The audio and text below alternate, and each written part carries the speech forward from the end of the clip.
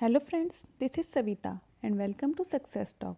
Friends, पिछली video में हमने चैप्टर नंबर 3 के इम्पोर्टेंट नोट्स पढ़े थे और आज हम इस वीडियो में अध्याय 4 क्या बताती हैं हमें किताबें और कब्रें पढ़ेंगे। तो चलिए फ्रेंड्स, स्टार्ट करते हैं। दुनिया के प्राचीनतम ग्रंथों में एक, शायद तुमने वेदों के बारे में सुना होगा। वेद 4 हैं: ऋग्वेद, सामवेद, यजुर्वेद तथा अथर्ववेद। सबसे पुराना वेद है ऋग्वेद, जिसकी रचना लगभग 3500 साल पहले हुई।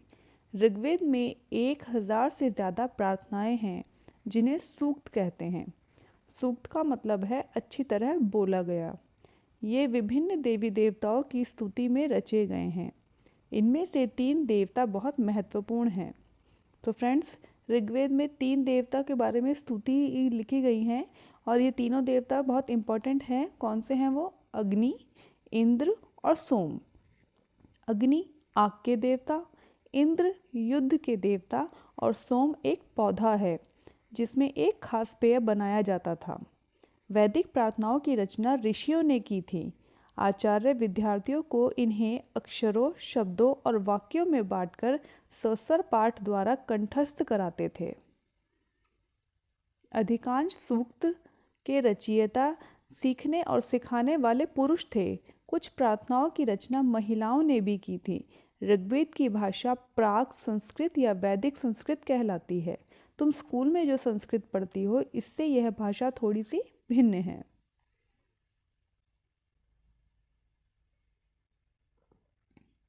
संस्कृत और अन्य भाषाएं। संस्कृत भाषा भारत यूरोपीय भाषा परिवार का हिस्सा है। भारत की कई भाषाएं असमिया, गुजराती, हिंदी, कश्मीरी और सिंधी, एशियाई भाषाएं जैसे फ़ारसी तथा यूरोप की बहुत सी भाषाएं जैसे अंग्रेजी, फ्रांसीसी, जर्मन, यूनानी, इतालवी, स्पेनिश आदि इसी परिवार से जुड़ी हुई है। उन्हें एक भाषा परिवार इसीलिए कहा जाता है क्योंकि आरंभ में उनमें कई शब्द एक जैसे थे। उदाहरण के लिए मातृ संस्कृत, माँ हिंदी और मदर अंग्रेजी शब्द को देखो। क्या तुम्हें इनमें कोई समानता नज़र आती है? उपमहाद्वीप में दूसरे भाषा परिवारों की भी भाषाएं बोली जाती हैं। उदाहरण के लिए पूर्वोत्तर प्रदेश में तिब्बत बर्मा परिवार की भाषा बोली जाती है। तमिल, तेलुगु, कन्नड़ और मलयालम द्रविड़ भाषा परिवार की भाषाएं हैं, जबकि झारखंड और मध्य भारत में के कई हिस्सों में बोली जाने वाली भाषाएं ऑस्ट्रो एशियाटिक परिवार से जुड़ी हैं। हम जिन किताबों को पढ़ते हैं वे लिखी और छापी जाती है। ऋग्वेद का उच्चारण किया जाता था और श्रवण किया जाता था, ना कि पढ़ा जाता था। यानी कि फ्रेंड्स, ऋग्वेद को सिर्फ पढ़ा नहीं जाता था बल्कि उनके मंत्रों का उच्चारण किया जाता था, उसमें जो मंत्र लिखे गए थे उनका। रचना के कई सदियों के बाद इसे पहली बार लिखा गया। इसे छापने का काम तो मुश्किल से 200 साल पहले हुआ है। इतिहासकार ऋग्वेद का अध्ययन कैसे करते थे?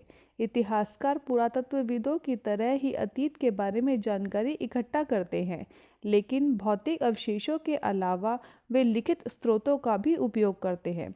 चलो देखते हैं कि ऋग्वेद का अध्ययन कैसे करते हैं। ऋग्वेद के कुछ सूक्त वार्तालाप के रूप में हैं। विश्वामित्र नामक ऋषि और देवियों के रूप में पूजित 2 नदियों व्यास और सतलुज के बीच यह संवाद एक ऐसे ही सूक्त का अंश है।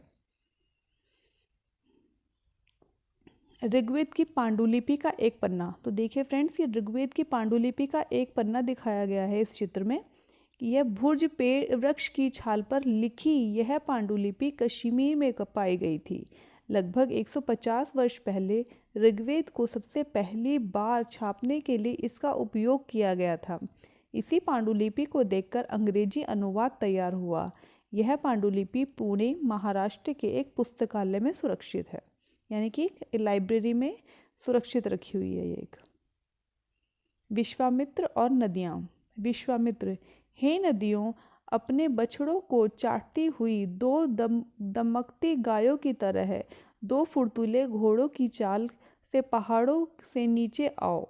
इंद्र द्वारा दी गई शक्ति से स्फूर्त तुम रथों की गति से सागर की ओर बह रही हो। तुम जल से परिपूर्ण हो और एक दूसरे से मिल जाना चाहती हो। नदियाँ जल से परिपूर्ण हम देवियों के बनाए रास्ते पर चलती है। एक बार निकलने पर हमें रोका नहीं जा सकता। हे ऋषि, तुम हमसे प्रार्थना क्यों कर रहे हो? विश्वामित्र कहते हैं कि हे बहनों, मुझ गायक की प्रार्थना सुनो। मैं रथों और गाड़ियों सहित बहुत दूर से आया हूँ। कृपा करके अपने जल को हमारे रथ और गाड़ियों की धुरियों के ऊपर ना उठाओ, ताकि हम आसानी से पार जा सकें। नदियाँ, हम तुम्हारी प्रार्थना सुनेंगे, जिससे तुम सब सुरक्षित उस पार जा सको।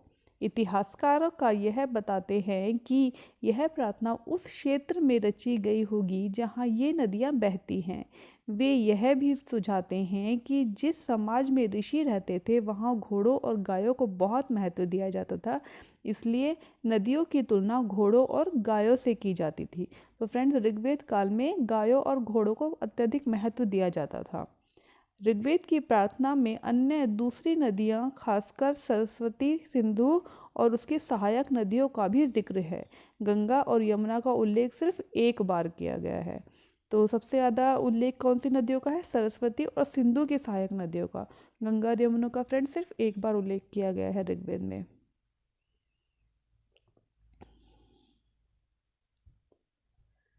मवेशी, घोड़े और रथ। ऋग्वेद में मवेशियों, बच्चों, खासकर पुत्रों और घोड़ों की प्राप्ति के लिए अनेक प्रार्थनाएं हैं। घोड़ों को लड़ाई में रथ खींचने के काम में लगाया जाता था। इन लड़ाइयों में मवेशी जीत कर लाए जाते थे।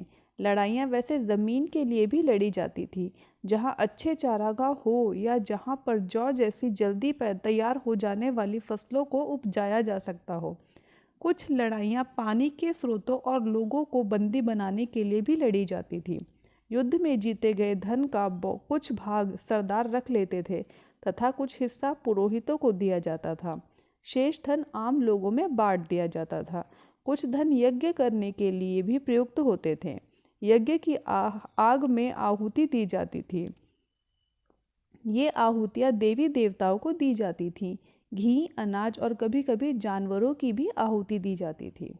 तो फ्रेंड्स, यज्ञ में आहुति देने के लिए ये लोग घी, अनाज और कभी कभी जानवरों का भी प्रयोग करते थे। अधिकांश पुरुष इन युद्धों में भाग लेते थे। कोई स्थायी सेना नहीं होती थी, लेकिन लोग सभाओं में मिलते जुलते थे और युद्ध व शांति के विषय में सलाह मशवरा करते थे। वहाँ ये ऐसे लोगों को अपना सरदार चुनते थे जो बहादुर और कुशल योद्धा हों। लोगों की विशेषता बताते हुए शब्द। लोगों का वर्गीकरण काम, भाषा, परिवार या समुदाय, निवास स्थान या सांस्कृतिक परंपरा के आधार पर किया जाता रहा है। ऋग्वेद में लोगों की विशेषता बताने वाले कुछ शब्दों को देखो। ऐसे दो समूह हैं जिनका वर्गीकरण काम के आधार पर किया गया है। पुरोहित, जिन्हें कभी कभी ब्राह्मण कहा जाता था, तरह तरह के यज्ञ और अनुष्ठान करते थे। दूसरे लोग थे राजा। ये राजा वैसे नहीं थे जिनके बारे में तुम बाद में पढ़ोगी। ये न तो बड़ी बड़ी राजधानी और महलों में रहते थे, न इनके पास सेना थी और न ही कर वसूलते थे। प्राय राजा की मृत्यु के बाद उसका बेटा अपने आप ही शासक नहीं बन जाता था। तो उस समय पे फ्रेंड्स, वंशानुगत के हिसाब से जो राजा का पुत्र होता था वो गद्दी पर उसके बाद नहीं बैठता था। जनता या पूरे समुदाय के लिए दो शब्दों का इस्तेमाल होता था। एक था जन, जिसका प्रयोग हिंदी व अन्य भाषाओं में आज भी होता है। दूसरा था विश, जिससे वैश्य शब्द निकलता है। इस विषय पर तुम अध्याय 5 में विस्तार से पढ़ोगी। ऋग्वेद में विश और जनों के नाम मिलते हैं, इसीलिए हमें पुरुजन या विश, भरतजन या विश, यदुजन या विश जैसे कई उल्लेख मिलते हैं। जिन लोगों ने इन प्रार्थनाओं की रचना की वे कभी कभी खुद को आर्य कहते थे तथा अपने विरोधियों को दास या दस्यु कहते थे। दस्यु वे लोग होते थे जो यज्ञ नहीं कर सकते थे और शायद दूसरी भाषाएं बोलते थे। बाद के समय में दास, स्त्रीलिंग दासी शब्द का मतलब गुलाम हो गया। दास वे स्त्री और पुरुष होते थे जिन्हें युद्ध में बंदी बनाया जाता था। उन्हें उनके मालिकों की जायदाद माना जाता था। जो भी काम मालिक चाहते थे कभी उन्हें वह सब करना पड़ता था। जिस युग में उपमहाद्वीप के उत्तर पश्चिम में ऋग्वेद की रचना हो रही थी, उसी समय दूसरी जगह पर एक अलग तरह का विकास हो रहा था। देखो वहाँ क्या हो रहा था। खामोश प्रहरी कहानी महापाषाणों की। ये शिलाखंड महापाषाण, महा यानी कि बड़ा, पाषाण यानी कि पत्थर के नाम से जाना जाता है। यानी कि फ्रेंड्स, महापाषाण का मतलब क्या हुआ? बड़ा पत्थर। ये पत्थर दफन करने की जगह पर लोगों द्वारा बड़े करीने में लगाए गए थे। महापाषाण कब्रें बनाने की प्रथा लगभग 3000 साल पहले शुरू हुई। यह प्रथा दक्कन, दक्षिण भारत, उत्तर पूर्वी भारत और कश्मीर में प्रचलित थी। कुछ महत्वपूर्ण महापाषाण पुरास्थल मानचित्र में दिखाए गए हैं। कुछ महापाषाण जमीन के ऊपर ही दिख जाते हैं और कुछ पाषाण जमीन के भीतर भी होते हैं।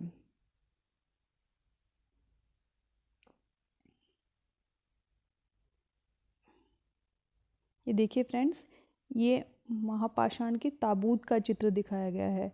तो चलिए पहले इसके बारे में पढ़ते हैं।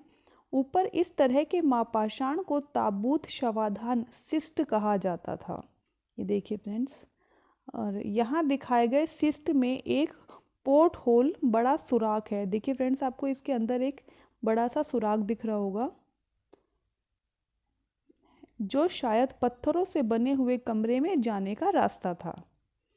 तो इस होल को पत्थरों के बने कमरे के अंदर जाने के रास्ता माना गया था। कई बार पुरातत्वविदों को गोलाकार सजाए हुए पत्थर मिलते हैं। कई बार अकेला खड़ा हुआ पत्थर मिलता है। ये भी एकमात्र प्रमाण है जो जमीन के नीचे कब्रों को दर्शाते हैं। महापाषाणों के निर्माण के लिए लोगों को कई तरह के काम करने पड़ते थे। हमने जो कार्य की सूची बनाई है उन्हें क्रमबद्ध करो। गड्ढे खोदना, शिलाखंडों को ढोकर लाना, बड़े पत्थरों को तराशना और मरे हुओं को दफनाना। इन सब कब्रों में कुछ समानताएं हैं। सामान्यतः मृतकों को खास किस्म के मिट्टी के बर्तनों के साथ दफनाया जाता था, जिन्हें काले लाल मिट्टी के बर्तनों, ब्लैक एंड रेड वेयर नाम से जाना जाता है। देखिए फ्रेंड्स, आपने इससे पहले चैप्टर में पढ़ा था, उसमें लाल काले मिट्टी के बर्तन थे, और यहाँ महापाषाण युग में काले लाल मिट्टी के बर्तन यूज़ होते हैं। तो ये डिफरेंस फ्रेंड्स आपको याद रखना होगा, क्योंकि एग्जाम में काफ़ी बार पूछ लेते हैं। इनके साथ ही मिले हैं लोहे के औजारों और हथियार, घोड़ों के कंकाल और सामान तथा पत्थर और सोने के गहने। तो ये सब फ्रेंड्स कंकाल के साथ दबाए जाते थे। महापाषाण कब्रों में मिले लोहे के सामान, बाईं और घोड़ों के लिए सामान, नीचे बाईं और कुल्हाड़ी और नीचे एक कटार दिया गया है। देखिए फ्रेंड्स, ये पिक्चर दिखाई गई है। चलिए आगे पढ़ते हैं। लोगों की सामाजिक असमानताओं के बारे में पता करना। पुरातत्वविद यह मानते हैं कि कंकाल के साथ पाई गई चीज़ें मरे हुए व्यक्ति की ही रही होगी। कभी कभी एक कब्र की तुलना में दूसरी कब्र में ज़्यादा चीज़ें मिलती है। मानचित्र 2 पर ब्रह्मगिरी को खोजो। यहाँ एक व्यक्ति की कब्र में 33 सोने के मनके और शंख पाए गए हैं। दूसरे कंकालों के पास सिर्फ कुछ मिट्टी के बर्तन ही पाए गए हैं। यह दफनाए गए लोगों की सामाजिक स्थिति से भिन्नता को दर्शाते हैं। कुछ लोग अमीर थे तो कुछ लोग गरीब, कुछ लोग सरदार थे तो कुछ लोग अनुयायी। तो देखिए फ्रेंड्स, ये जो कब्रों में सामान दबाया गया था, उनके हिसाब से ये उनकी स्थिति के बारे में पता लगाते थे कि अगर ज़्यादा सामान मिला है, कीमती सामान मिला है, तो वो शायद अमीर लोग रहे होंगे, और जिनके साथ सामान्य सामान मिला है वो शायद गरीब लोग रहे होंगे। क्या कुछ कब्रगाहें खास परिवारों के लिए थीं? कभी कभी महापाषाणों में एक से अधिक कंकाल मिले हैं। वे यह दर्शाते हैं कि शायद एक ही परिवार के लोगों को एक ही स्थान पर अलग अलग समय पर दफनाया गया था। बाद में मरने वाले लोगों को पोर्ट होल के रास्ते कब्रों में लाकर दफनाया जाता था।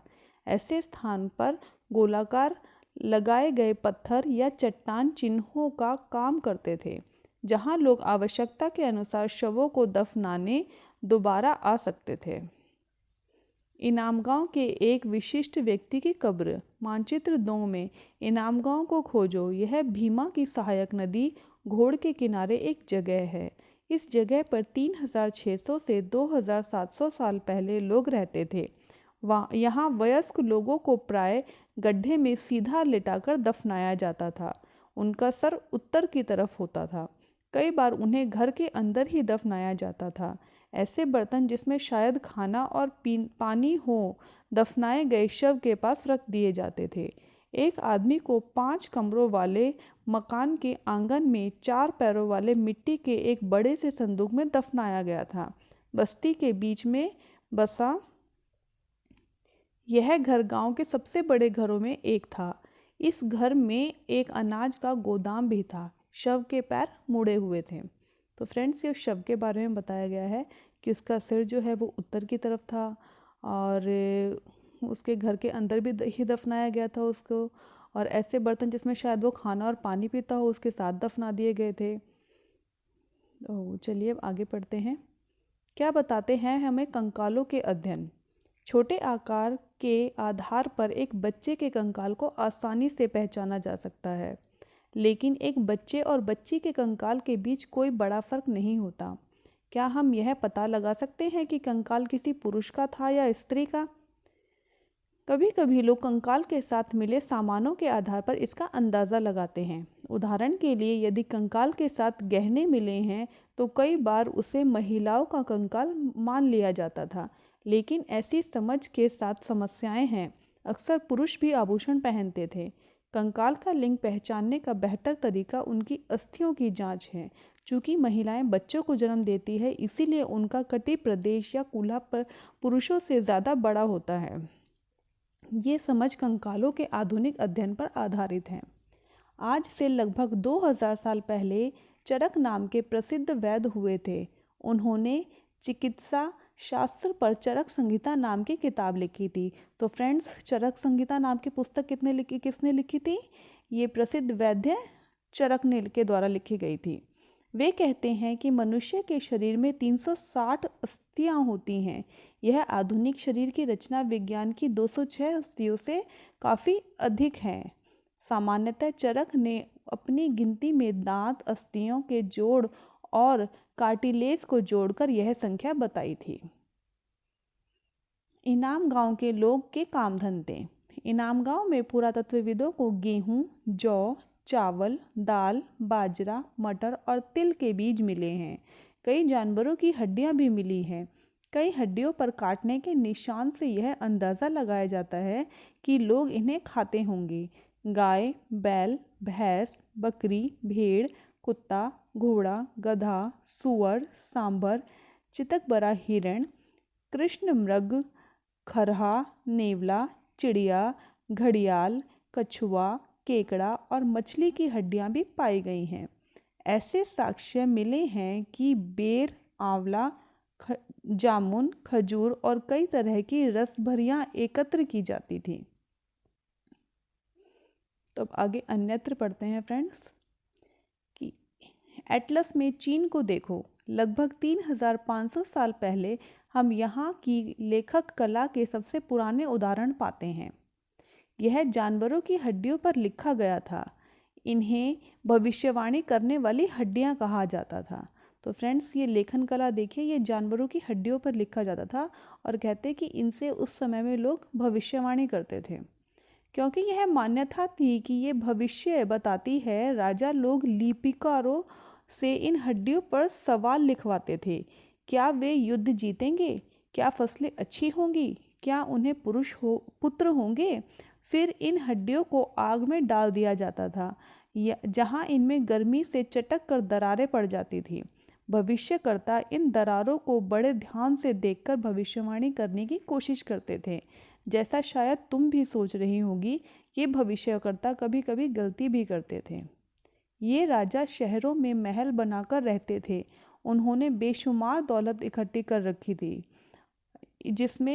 जिनमें बड़े बड़े नक्काशी किए हुए कांसे के बर्तन शामिल थे, लेकिन वे लोहे का इस्तेमाल करना नहीं जानते थे। तो फ्रेंड्स, ये हमारा आज का चैप्टर यहीं पर कंप्लीट होता है। चलिए इस चैप्टर से जुड़ी हुई कुछ इंपॉर्टेंट डेट्स की तरफ हम एक नज़र डाल लेते हैं।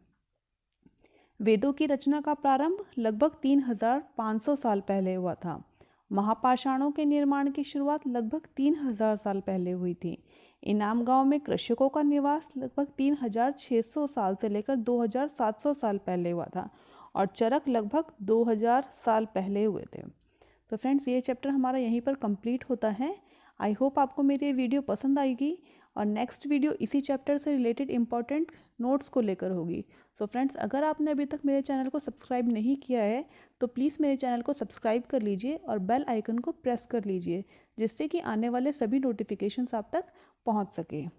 Okay, thank you friends.